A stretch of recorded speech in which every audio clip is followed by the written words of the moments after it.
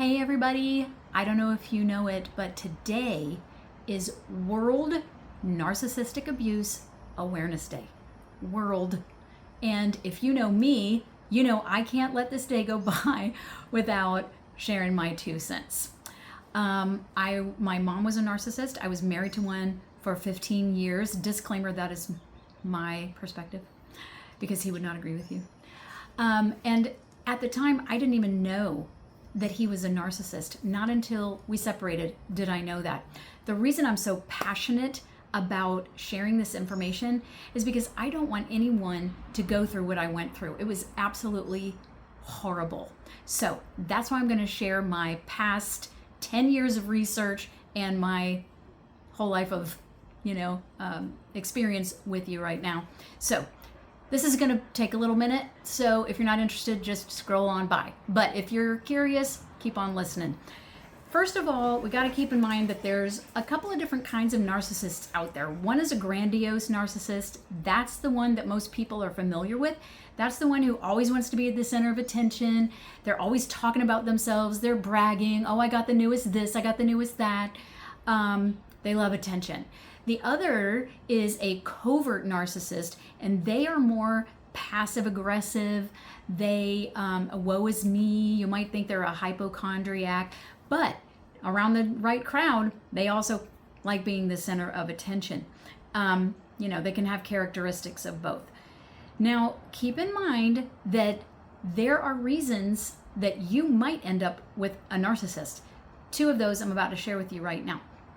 One is, like I said earlier, if one of your parents is a narcissist, well, chances are that you could possibly end up with one. And you might think, well, why would I want to end up with that horrible parent? Wouldn't I know the difference? That's what I thought. That's personally what I thought. How did this happen? How could I marry my mother? Well, it's because 2 things. At first, narcissists are very charming. You'll hear the word charming a lot when you hear about narcissists. They are very kind. They want to know everything about you. They're interested in you. And they do that for a reason. They're gathering information, which is pretty sick because they want to use your weaknesses against you later.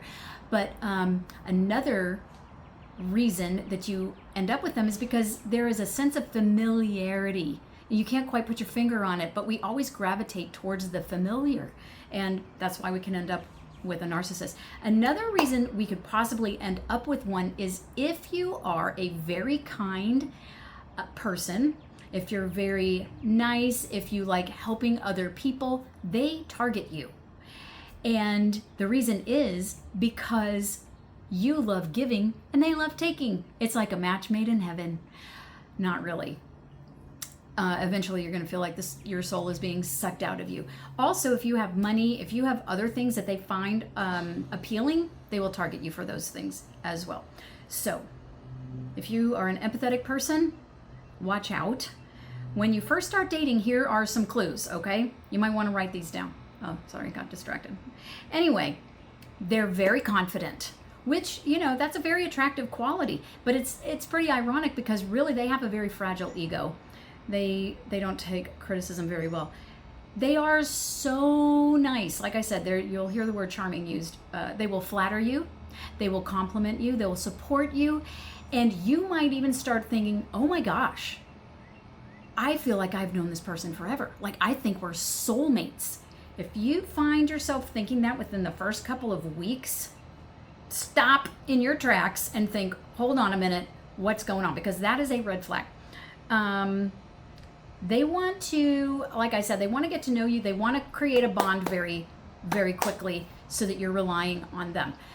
That's why it's all this love bombing. That's what it's called. They love bomb you at first. So that later when they do things and you're thinking, why'd they do that? Well, they must be having an off day because really they are so nice. You'll find yourself saying that. Gifts. So watch out for gifts. If they are really... Everybody loves a nice gift, right? You like to be thought of, but if the gifts are really elaborate and over the top, for example, with mine, our very first Christmas, I think it was, a travel journal with a handmade ripped ticket written on it a ticket to anywhere in the world. And I was like, oh my gosh, he wants to take me anywhere in the world. This is amazing. Like, no one's ever been that nice to me before. And we did go to a quick trip to the Bahamas while we were dating, initial stages, first year. That was pretty cool. But let me tell you something. You know what my gift was the first Christmas after we were married? Take a guess. Big fat 0, right? And that does not feel good. Okay. And or they'll say, well, fine, and then tell me what you want. Just tell me what you want. And then you feel kind of like a schmuck because you're put in a position where you're telling them what you want. It just feels weird. All right.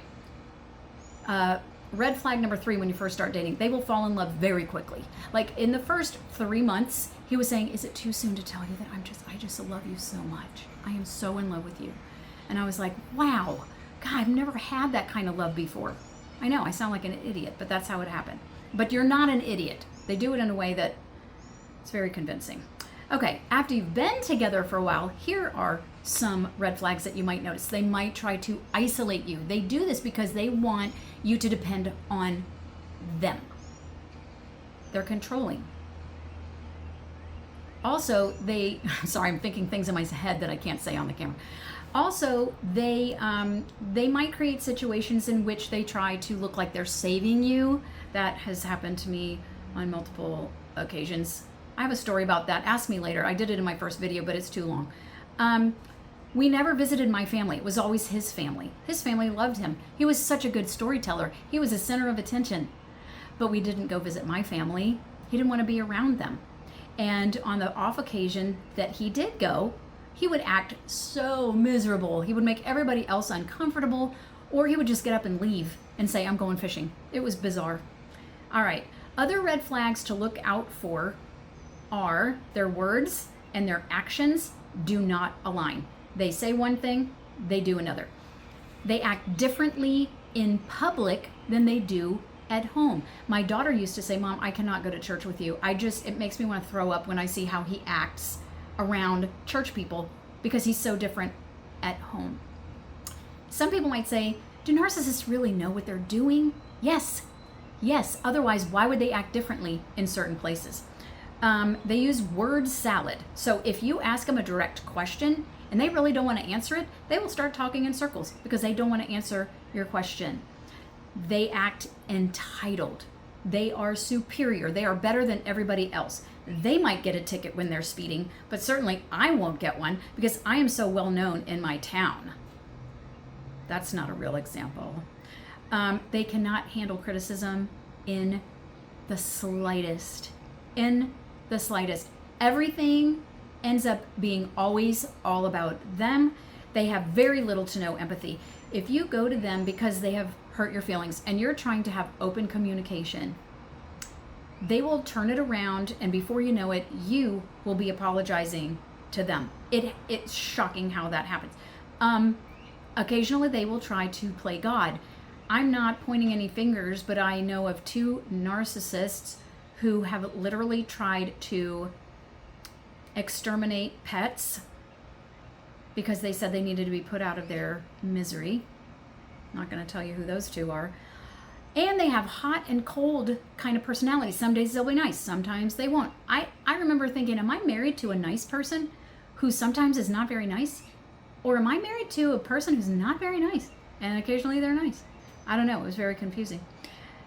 I'm going to leave with a couple of suggestions, but please feel free to comment on this video if you want to, or most people, and I've had several people do this, and I'm not bragging at all, it's just that people might not want to put it in public, their questions. Feel free to message me on Messenger and ask me questions. And it's only because I've studied it so much.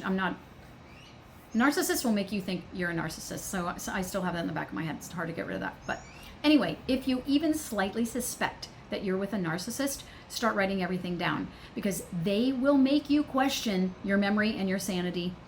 That's called gaslighting. They'll say things like, well, you know that your memory's really not all that good, or you know you have ADHD and you were probably thinking about something else, and you were focused on something else, and you didn't hear it, but this is what really happened. And you'll think, oh, did it? You start questioning yourself. So start writing everything down. And the other suggestion is have some money put aside that they have no access to and that they don't even know about, because it is very common for a narcissist to take your money. Look it up. Look it up. It's true. So I'm going to leave you with that. Like I said, feel free to message me. Like I said before, I'm no expert, but I have done my research and I do know a lot of resources as well. So feel free to reach out to me if you want to. All right. I hope you guys all have a happy Narcissistic Abuse Awareness Day, and I will talk to you soon. Bye.